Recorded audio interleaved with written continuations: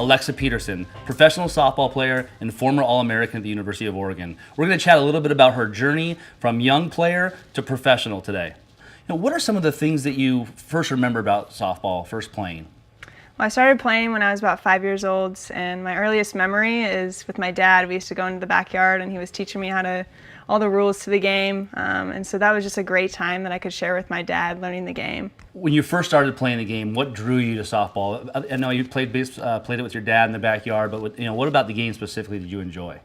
I love just being with my teammates, having a great time, going to the ballpark and just going out and having just a great time on the field and the challenges that the game brought with it. Nice. You've had so much success in this game, All-American, playing in the pros, but it hasn't always been really easy. Can you share with us just maybe some of the struggles that you've had in your career to get to this level? There's definitely been some ups and downs just with anyone throughout softball or baseball. It's a very difficult sport. So I think mentally it has been a challenge to learn how to deal with failure and to kind of grow from that and get better as I get older.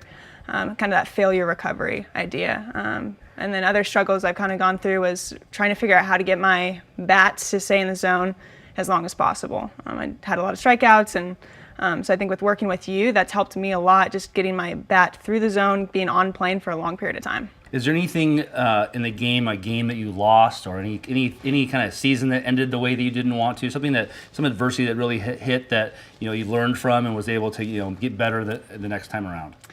Definitely, that would be my junior year. We were ranked for the first time for our program as #1 in the RPI rankings, and we were hosting super regionals against Nebraska, and we ended up losing in our own super regionals. And we had been expected to go to the World Series, have a great performance, and we ended up losing. So that kind of gave us a little bit more fire for the next year, and we came out, worked really hard in the preseason and in the off season to help prepare us for the next year, my senior year. What do you remember about the recruiting process and going from a high school player to a college player? What can you share with us about that entire process? My recruiting process was not typical than from most players that are getting recruited. My college coaches and a few other ones that were interested in me, they communicated to my travel ball coaches to let me know that they were interested in me when I was a sophomore. And so I was able to go on an unofficial visit there at that time and committed just a few weeks after that. Nice. And so what was it like choosing the University of Oregon? Was it an easy decision for you to pick the school that you wanted to go to? Well, I'd always been a Duck fan over the Beavers. It's kind of a big rivalry in the state of Oregon. And so when it came down to Oregon State, I was just wanted to be a Duck. I loved everything about the program and was looking forward to helping turn around the program a little bit. They had a few years of not being very successful, and I wanted to help kind of be a difference maker and help create a great program there. And I know a ton of kids out there are saying, hey, I want to play in college, or I want to play in the pros. And a lot of them don't realize what it takes to be a college softball player. And so, can you share with us a little bit about your 4 years at the University of Oregon? What is it like to be a college softball player or a college athlete? Yeah, I went into college having no idea what to expect. It's very difficult to stay focused on school, softball, and be the best at both of those while also being a good person. I mean, it's a lot going on. You have to wake up at 6 a.m. For our workouts. We're at 6 a.m.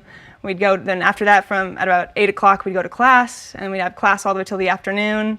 Then we'd go to practice, and then we'd try to squeeze in time for meals along the way, and then dinner sometime, and then gets to about 10 o'clock, and that's when you're starting a lot of studying. So I would go to bed at midnight, 12:30, and have to wake up about 5:30. So that's kind of crazy to have to think about how much you have to invest every single day. You have to be committed in all aspects of your life to be the best that you can be. But would you say that experience was rewarding? You do it all over again, or was it worth it? I would do it over again in a heartbeat. I learned so much about myself, built some great relationships with coaches and players, and I just enjoyed the overall experience of being a student athlete, especially at the University of Oregon.